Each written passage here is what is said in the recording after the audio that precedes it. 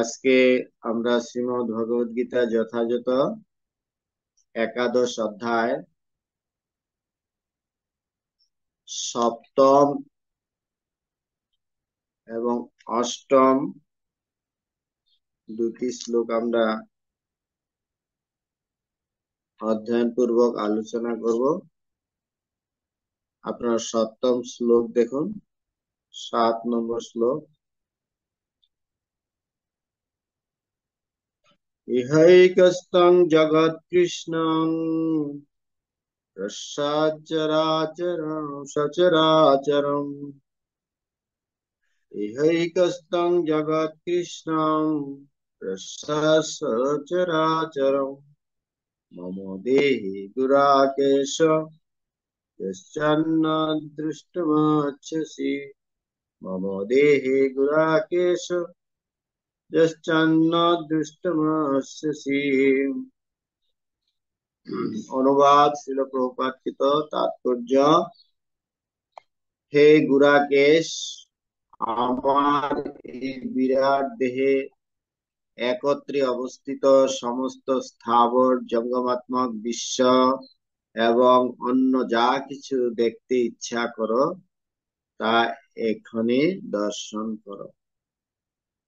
তাৎপর্য: এক জায়গায় বসে কেউ সমগ্র ব্রহ্মাণ্ড দর্শন করতে পারে না। এমনকি সর্বশ্রেষ্ঠ উন্নত বৈজ্ঞানিক তো এই ব্রহ্মাণ্ডের অন্যান্য অংশে কোথায় কি হচ্ছে তা দেখতে পারে না। কিন্তু অর্জুনের মতো ভক্ত বিশ্ব ব্রহ্মাণ্ডের যে কোনো অংশে বিদ্যমান সবকিছুই দেখতে পান। অতীত, বর্তমান, ভবিষ্যতের সবকিছু দেখার জন্য শ্রীকৃষ্ণ তাকে শক্তি প্রদান করেছেন। এভাবেই শ্রীকৃষ্ণের কৃপার ফলে অর্জুন সবকিছু দেখতে সমর্থন হয়েছিলেন। হরে কৃষ্ণ। এই শ্লোকে অর্জুনকে গুরাকেশ বলে সম্বোধন করা হয়েছে। গুরাকেশ কথার অর্থ হচ্ছে যিনি নিদ্রাকে জয় করেছেন অথবা তমগুণকে জয় করেছেন। অর্জুন গুরাকেশ নামে ভগবান তার নাম সম্বোধন করেছেন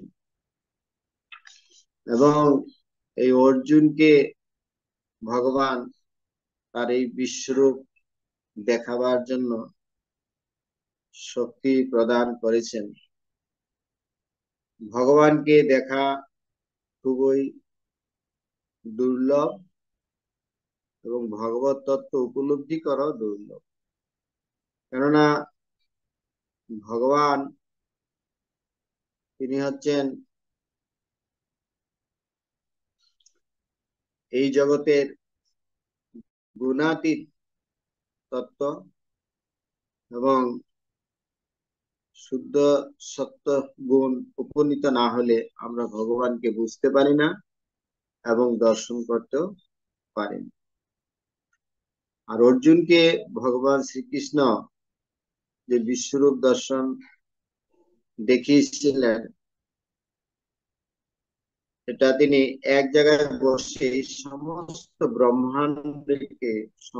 ব্রহ্মাণ্ডের সমস্ত কিছুকে তিনি দর্শন করতে সক্ষম হয়েছিলেন। এখানে প্রভুপাদ বলছেন যারা উন্নত বৈজ্ঞানিক ব্রহ্মাণ্ডের অন্যান্য অংশে কোথায় কি হচ্ছে তা দেখতে পারে না, কিন্তু অর্জুনের মতো ভক্ত বিশ্ব ব্রহ্মাণ্ডের যে কোন অংশে কি বিদ্যমান সবকিছুই দেখতে পেয়েছিলেন। এটা ছিল ভগবানের বিশেষ করুণা, তিনি তাকে সেই দেখার শক্তি প্রদান করেছেন। ভগবত শক্তি বিনা, ভগবত কৃপা বিনা ভগবত তত্ত্ব উপলব্ধি করা এবং ভগবানকে দর্শন করা খুবই কঠিন। কৃষ্ণ শক্তি বিনা নাহি তার প্রবর্তন। ভগবান যখন কাউকে তার শক্তি প্রদান করবেন তখনই তিনি তাকে বুঝতে পারবেন, উপলব্ধি করতে পারবেন এবং তার মহিমা কীর্তন করতে পারবেন। এটি ছিল অর্জুনের প্রতি শ্রীকৃষ্ণের বিশেষ কৃপা, যাতে তিনি ভগবানের এই বিশ্বরূপ দেখতে সমর্থন হয়েছিলেন। এরকম অর্জুন এই গুড়াকেশ নামের মাধ্যমে অর্জুনকে গুড়াকেশ নামের মাধ্যমে ভগবান বুঝিয়েছিলেন যে এই যে তমগুণ থেকে আমাদেরকে কিভাবে উত্তীর্ণ হতে হবে, আর বিশেষ করে আমাদেরকে এই নিদ্রাকে জয় করতে হবে। গীতাতে ভগবান বলেছেন, যুক্তাহার বিহারাশ্চ যুক্ত চেষ্টস্য কর্মসু যুক্ত স্বপ্ন বোধাশ্চ যুগ ভবতি। নিয়মিত আহার, নিয়মিত বিহার এবং পরিমিত নিদ্রা, এইভাবে নিয়ন্ত্রিত ভাবে আমাদের জীবনকে যখন আমরা পরিচালিত করব, তখন আমরা উত্তরোত্তর আমাদের জীবনকে তমগুণ থেকে রজগুণ, রজগুণ থেকে সত্যগুণ, সত্যগুণ থেকে শুদ্ধ সত্যগুণে আমাদেরকে আমরা উপলব্ধি করতে পারি। ভগবানকে জয় ইন্দ্রিয়ের দ্বারা কখনো উপলব্ধি করা যায় ন ভগৎ গ্রাহ্যম ইন্দ্রিয় সেবন মুখে হি জিভাদু স্বয়মেব স্ফুরত। ভগবানের অপ্রাকৃত নাম, অপ্রাকৃত সেবা এবং শুদ্ধ ভক্তির মাধ্যমে ভগবান তিনি আমাদের হৃদয়ে প্রকাশিত হন এবং তিনি আমাদেরকে উপলব্ধি করান।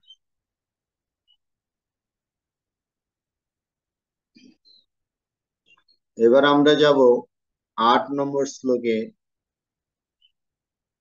ন তুমাং সক্ষসে সক্ষসে দ্রষ্টুম নেনৈব চক্ষুষা, ন তুমাং সক্ষসে দ্রষ্টুম নেনৈব চক্ষুষা, দিব্যম দধামি তে চক্ষু পশ্য মে যুগস্বরম। দিব্যম দদামি তে চক্ষু পশ্য মে যুগেশ্বরম। অনুবাদ: কিন্তু তুমি তোমার নিজের চক্ষুর দ্বারা আমাকে দর্শন করতে সক্ষম হবে না, তাই আমি তোমাকে দিব্য চক্ষু প্রদান করছি, তুমি আমার অচিন্ত যোগৈশ্বর্য দর্শন করো। এখানে অনুবাদে বলা হয়েছে যে জড় চক্ষু দ্বারা ভগবানকে দর্শন করা সক্ষম হওয়া যায় না, তো ভগবান তাকে কি করলেন, তাকে দিব্য চক্ষু প্রদান করলেন। তুমি আমার অচিন্ত যোগৈশ্বর্য দর্শন করতে গেলে তোমাকে দিব্য চক্ষু প্রয়োজন আছে। শ্রীকৃষ্ণের বিভু শ্যাম সুন্দর রূপ ছাড়া অন্য কোন রূপ ভগবানের শুদ্ধ ভক্ত দর্শন করতে চান না। ভক্ত ভগবানের কৃপার প্রভাবেই তার বিশ্বরূপ দর্শন করতে পারেন, তার মনের দ্বারা নয়, কিন্তু তিনি দর্শন করেন দিব্য দৃষ্টির মাধ্যমে। শ্রীকৃষ্ণের বিশ্বরূপ দর্শন করার জন্য অর্জুনকে তার মনোবৃত্তি পরিবর্তন করার কথা বলা হয়নি, তার দৃষ্টির পরিবর্তন করতে বলা হয়েছে। শ্রীকৃষ্ণের বিশ্বরূপ তেমন গুরুত্বপূর্ণ নয়, সেই কথা পরবর্তী শ্লোকগুলিতে স্পষ্টভাবে বর্ণনা করা হবে। তবুও অর্জুন যেহেতু তা দেখতে চেয়েছিলেন, তাই ভগবান তার সেই রূপ দর্শনের জন্য প্রয়োজনীয় দিব্য চক্ষু তাকে দান করেছিলেন। যে সমস্ত ভক্ত শ্রীকৃষ্ণের সঙ্গে অপ্রাকৃত সম্পর্কে প্রকৃতই যুক্ত হয়েছেন, তারা ঐশ্বর্যের নিরীশ্বর ভিত্তিক প্রকাশের দ্বারা আকৃষ্ট না হয়ে ভগবানের প্রেমময় মাধুর্য দ্বারা আকৃষ্ট হন। শ্রীকৃষ্ণের সাথী, বান্ধব ও পিতামাতা কেউই শ্রীকৃষ্ণকে তার ঐশ্বর্য প্রদান করতে বলেন না। তারা শুদ্ধ প্রেমে এতই মগ্ন যে শ্রীকৃষ্ণকে তারা এমনকি পরমেশ্বর ভগবান বলেও জানেন না। তাদের মাধুর্য মণ্ডিত প্রেম বিনিময়ের ফলে তারা ভুলে যান যে শ্রীকৃষ্ণ পরমেশ্বর ভগবান। শ্রীমদ্ ভাগবতে বর্ণনা করা হয়েছে যে সমস্ত গোপ বালকেরা শ্রীকৃষ্ণের সঙ্গে খেলা করেন, তারা সকলে অত্যন্ত পুণ্যাত্মা এবং বহু জন্ম জন্মান্তরের তপস্যার ফলে তারা ভগবানের সঙ্গে খেলা করার সৌভাগ্য অর্জন করেছেন। এই সমস্ত বালকেরা জানেন না যে শ্রীকৃষ্ণ স্বয়ং পরমেশ্বর ভগবান। তারা শ্রীকৃষ্ণকে তাদের অন্তরঙ্গ খেলার সাথী বলে মনে করেন। তাই সুখদেব গোস্বামী এই শ্লোকটিতে বর্ণনা করেছেন, ইথং সত্যং ব্রহ্ম সুখানুভূতা দাস্যং গতানং পর দৈবতেন ময়া শ্রিতানাং নরদারকেন শাকং বিসৃহ পিতপুঞ্জ পুঞ্জা। ইনি হচ্ছেন পরম পুরুষ, যাকে মহান ঋষিরা নির্বিশেষ ব্রহ্মরূপে জানেন, ভগবত ভক্তরা ভগবান রূপে জানেন এবং সাধারণ মানুষের কাছে তিনি জড় প্রকৃতির সৃষ্টি বলে প্রতিবাদ। এখন এই বালকেরা তাদের পূর্ববর্তী জন্মসমূহে অর্জিত রাশিকৃত বহু পুণ্যকর্মের ফলে সেই পরমেশ্বর ভগবানের সঙ্গে খেলা করছেন। সুখদেব গোস্বামী এই ভাগবতের একটি শ্লোকে বলেছেন। আসল কথা হচ্ছে যে ভক্ত কখনো ভগবানের বিশ্বরূপ দর্শন করতে আগ্রহী নন, কিন্তু অর্জুন তা দর্শন করতে চেয়েছিলেন শ্রীকৃষ্ণের উক্তি প্রতিপন্ন করার জন্য, যাতে আগামী দিনের মানুষেরা যেন বুঝতে পারে যে কেবল তত্ত্বগত বা দর্শনগত ভাবে শ্রীকৃষ্ণ তার পরম ভগবত্তার উপস্থাপনা করেননি, কিন্তু তিনি অর্জুনকে তার সে রূপ বাস্তবে দেখিয়েছিলেন। অর্জুনকে এই সত্য অবশ্যই প্রতিপন্ন করতে হতো, কারণ তিনি একটি পরম্পরার সূচনা করেছিলেন। যারা পরমেশ্বর ভগবান শ্রীকৃষ্ণকে জানবার জন্য ঐকান্তিক ভাবে আগ্রহী এবং যারা অর্জুনের পদাঙ্ক অনুসরণ করছেন, তাদের জানা উচিত যে কেবল তত্ত্বগত ভাবে শ্রীকৃষ্ণ তার পরমেশ্বরত্ব প্রমাণ করেননি, কিন্তু পরমেশ্বর রূপে বাস্তবিকই নিজেকে প্রকাশ করে দেখিয়েছেন। ভগবান তার বিশ্বরূপ দর্শন করার শক্তি অর্জুনকে দান করেছিলেন, কারণ তিনি জানতেন যে অর্জুন তার বিশ্বরূপ দর্শনে তেমন আগ্রহী ছিলেন, যে বিষয়ে পূর্বে আলোচনা করা হয়েছে। অর্জুন ভগবানের এই বিশ্বরূপ দেখার জন্য আগ্রহ ছিলেন না, কিন্তু তিনি জগতে একটি দৃষ্টান্ত প্রতিষ্ঠা করার জন্য, তিনি ভগবানের এই বিশ্বরূপ দেখার জন্য এবং সবাইকে উপলব্ধি করার জন্য তিনি ভগবানের কাছে প্রার্থনা করেছিলেন। পরমেশ্বর ভগবান শ্রীকৃষ্ণ পূর্ববর্তী অধ্যায়ে যে বিভূতি যুগে ভগবানের অনেক ঐশ্বর্যযুক্ত বিভূতির কথা তিনি আলোচনা করেছেন, কিন্তু অর্জুন এই বিশ্বরূপ দর্শন যুগে ভগবানকে তিনি বলছেন, হে ভগবান, আপনাকে অনেকে হয়তো তত্ত্বগত ভাবে জানতে পারে, কিন্তু আমি আপনার সেই যে বিশ্বরূপ, কিভাবে আপনি সর্বত্র এই জগতে আপনার শক্তি বিস্তার করে আছেন, সেই তত্ত্ব আমি জানতে চাই এবং সমস্ত জগতের মানুষের কাছে এই দৃষ্টান্ত স্থাপন করার জন্য আমি আপনার কাছে অনুরোধ করছি, আপনি এই বিশ্বরূপ দেখান। যদিও অর্জুনের এই বিশ্বরূপ দেখার আগ্রহ ছিলেন না, কিন্তু অর্জুন এই বিশ্বরূপ দেখাতে চেয়েছিলেন আগামী দিনের মানুষরা যারা পরমেশ্বর ভগবানকে শুধু তত্ত্বগত ভাবেই নয়, যাতে পরমেশ্বর ভগবানকে স্বয়ং রূপে তাকে দর্শন দান করেন এবং একটি দৃষ্টান্ত তিনি পরম্পরা স্থাপন করার জন্য তিনি এই ভগবানের কাছে এই বিশ্বরূপ দেখার জন্য বা দেখানোর জন্য তিনি অনুরোধ করেছিলেন। ভগবানের শক্তি ব্যতীত ভগবানকে জানা যায় না এবং ভগবানকে দর্শন করা যায়। আমাদের চক্ষু আছে, সেই জড় চক্ষু, কিন্তু চক্ষুদান দিল যে জন্মে জন্মে প্রভু সেই দিব্য জ্ঞান হৃদয়ে প্রকাশিত। আমাদের এই জড় চক্ষু দ্বারা আমরা ভগবানকে কখনো দেখতে পারি না বা উপলব্ধি করতে পারি না। ভগবান যখন আমাদের হৃদয় থেকে এই দিব্য জ্ঞান প্রদান করেন এবং তিনি আমাদেরকে উপলব্ধি করার ইচ্ছা করেন, তখনই আমরা তাকে দেখতে পাই। যেমন বলা হয়েছে, আমরা গুরু প্রণাম মন্ত্রে বলি, অজ্ঞান তিমিরান্ধস্য জ্ঞানাঞ্জন শলাকয়া চক্ষুরুন্মীলিতং যেন তস্মৈ শ্রী গুরুবে নমঃ। আমরা যেরকম অজ্ঞানের অন্ধকারে, হ্যাঁ, পড়ে আছি, কিন্তু গুরুদেব কি করেন, আমাদের এই অজ্ঞানের অন্ধকার থেকে জ্ঞানাঞ্জন শলাকয়া, তিনি জ্ঞানের অঞ্জনের দ্বারা, দিব্য জ্ঞানের দ্বারা তিনি আমাদেরকে এই উপলব্ধ জ্ঞান প্রদান করেন।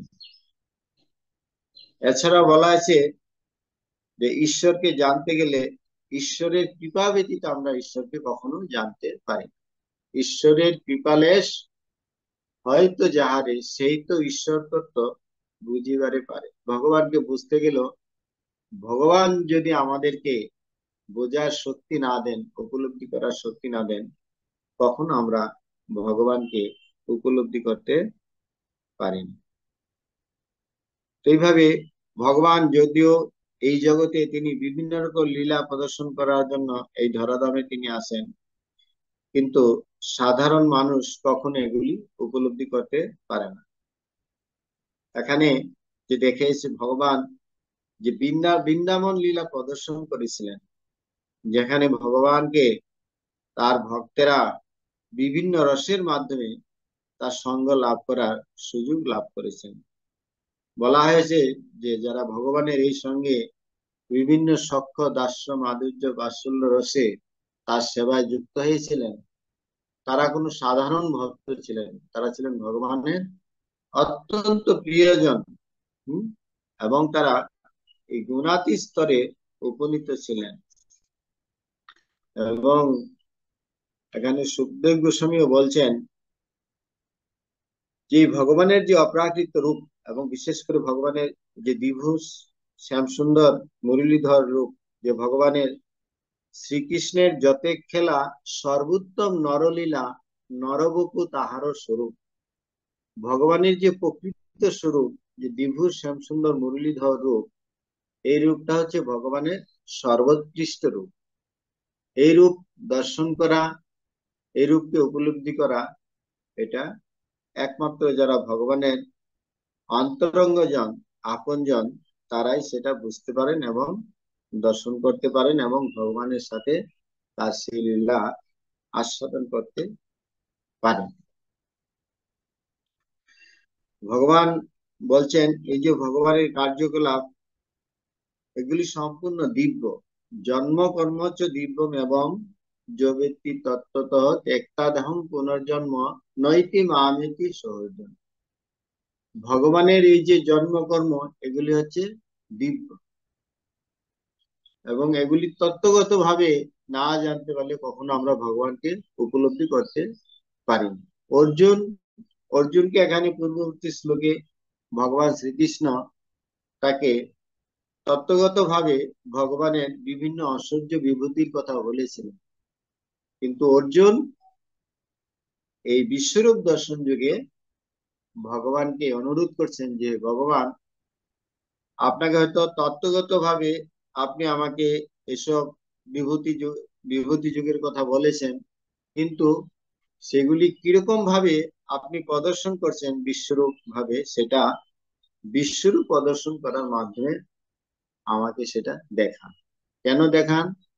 সেটা আমার দেখার কোনো বিশেষ আগ্রহ নাই, কিন্তু পরবর্তীকালের, হ্যাঁ, যে মানুষেরা যাতে ভগবানকে উপলব্ধি করতে পারে এবং ভগবানের ভগবত্তা সম্বন্ধে তারা যেন অবমাননা না করে, সেই জন্য তিনি সেটা দৃষ্টান্ত স্থাপন করার জন্য অর্জুন ভগবানের এই বিশ্বরূপ দেখতে চেয়েছিলেন।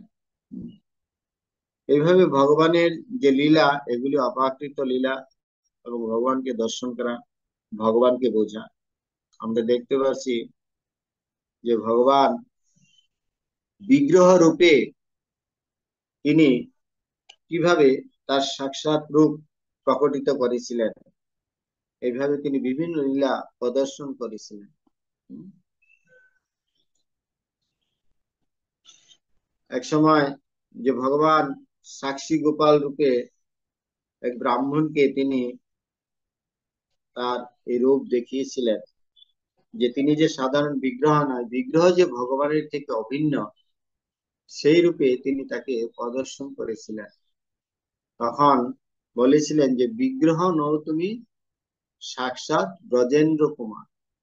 যদি আমরা ভগবানকে মন্দিরে বিগ্রহ রূপে দর্শন করছি, কিন্তু ভগবানের এই মন্দিরের যে বিগ্রহ, অর্চা বিগ্রহ, এই যে কোনো সাধারণ বিগ্রহ নয়, এটা যে কোনো সাধারণ বিগ্রহ নয়, সেটা ভগবান থেকে অভিন্ন।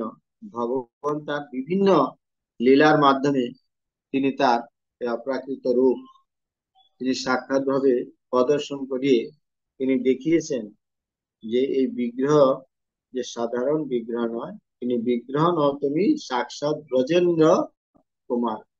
এই বিগ্রহ হচ্ছে ভগবানেরই অভিন্ন রূপ, বিগ্রহ রূপ। এইভাবে যারা ভগবানের সঙ্গে অপ্রাকৃত স্তরে যুক্ত আছেন, ভগবানের অপ্রাকৃত সেবায় যুক্ত আছেন, তারাই ভগবানকে তত্ত্বগত ভাবে উপলব্ধি করতে পারেন এবং ভগবানকে বুঝতে পারেন। এবং সেটা একমাত্র ভগবানের কৃপার মাধ্যমে, ভগবানের ইচ্ছার মাধ্যমে আমরা ভগবানকে দর্শন করতে পারি। কেননা এই শ্লোকে ভগবান অর্জুনকে বলছেন, ন তোমাং শক্যসে, যে তুমি আমাকে দেখতে সক্ষম নও, তবে তুমি আমাকে দেখতে পারো না। কেননা তোমার যে জড়চক্ষুর দ্বারা কখনো আমরা ভগবানকে দর্শন করতে পারি না। এই জন্য ভগবান শ্রীকৃষ্ণ অর্জুনকে দিব্যম দধামি তে চক্ষু, তিনি তখন তাকে এই দিব্য চক্ষু দান করেছিলেন। এই দিব্য চক্ষুর মাধ্যমে তিনি দর্শন করেছিলেন যে ভগবান কিভাবে তার পরম যোগৈশ্বর্যের মাধ্যমে তিনি এই বিশ্বরূপ প্রদর্শন করেছিলেন। এটা হলো দিব্য চক্ষু। দিব্য চক্ষু এটা ভগবান যখন দান করেন বা তার শুদ্ধ ভক্তের কাছ থেকে আমরা শ্রবণের মাধ্যমে উপলব্ধি করতে পারি, তখনই আমরা ভগবানকে বুঝতে পারি। চক্ষুদান দিল যে জন্মে জন্মে প্রভু সে। এইভাবে আমরা গুরু অষ্টকমে আমরা সেখানে ভগবান গুরুদেবের প্রার্থনা করি যে যিনি আমাদেরকে এই দিব্য জ্ঞান প্রদান করছেন, তিনি হচ্ছেন আমাদের প্রকৃত প্রভু এবং জন্মে জন্মে প্রভু সে, তিনি আমাদের জন্ম জন্মান্তরের প্রভু। এইভাবে কৃষ্ণ যদি আমাদের সেবায় তিনি সন্তুষ্ট হয়ে তিনি আমাদেরকে তার এই তত্ত্ব উপলব্ধি করতে পারেন। এবং সেই তত্ত্ব জানতে গেলে আমাদেরকে সদ্গুরুর শরণাগত হতে হয় এবং সদ্গুরুর সেবায় তাকে সন্তুষ্ট করতে হয়, এবং আমাদের সেবায় সন্তুষ্ট হয়ে সদ্গুরু তিনি আমাদেরকে এই তত্ত্বজ্ঞান প্রদান করেন। তদ্বিদ্ধি প্রণিপ্রাতেন পরিপ্রশ্ন সবে উপদেক্ষন্তি তে জ্ঞানম জ্ঞানীন তত্ত্বদর্শন। আমাদের ভগবানের শুদ্ধ ভক্তের চরণে সম্পূর্ণভাবে আমাদেরকে আত্মসমর্পিত হওয়া উচিত এবং তার সেবায় আমাদেরকে সম্পূর্ণভাবে আত্মনিয়োগ করা উচিত, এবং আমাদের সেবায় সেই ভগবানের প্রতিনিধি সন্তুষ্ট হয়ে তিনি আমাদেরকে এই তত্ত্বজ্ঞান প্রদান করবেন। তার মাধ্যমে আমরা এই ভগবানকে উপলব্ধি করতে পারবো এবং দর্শনও করতে পারবো। এইভাবে বিভিন্ন বিভূতি যুগের মাধ্যমে, বিভূতির যে ঐশ্বর্যের মাধ্যমে ভগবান তার বিভিন্ন তত্ত্ব তিনি উপলব্ধি করিয়েছেন। এই অর্থে ভগবান এই বিশ্বরূপ দর্শনের মাধ্যমে তিনি তার বিশ্বরূপ প্রদর্শন করিয়েছিলেন।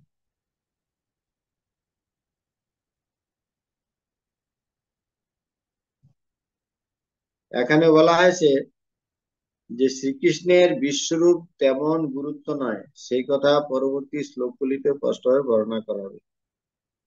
তবু অর্জুন যেহেতু দেখতে চেয়েছিলেন, তাই ভগবান তার সেই রূপ দর্শনের জন্য প্রয়োজনীয় দিব্য চক্ষু তাকে দান করেছে। ভক্তদের কাছে বিশ্বরূপ বিশেষ গুরুত্বপূর্ণ নয়, কিন্তু ভগবান বিশ্বরূপ প্রদর্শন করেছিলেন যে ভগবানের ভগবত্তাকে প্রকাশ করার জন্য এবং আগামী দিনের মানুষের কাছে সেটা প্রমাণ করার জন্য, এবং বলা হয়েছে একটি পরম্পরার সূচনা করার জন্য তিনি এই ভগবানের কাছে দিব্যরূপ দেখতে চেয়েছিলেন। হরে কৃষ্ণ হরে কৃষ্ণ হরে কৃষ্ণ কৃষ্ণ কৃষ্ণ হরে হরে, হরে রাম রাম রাম হরে হরে।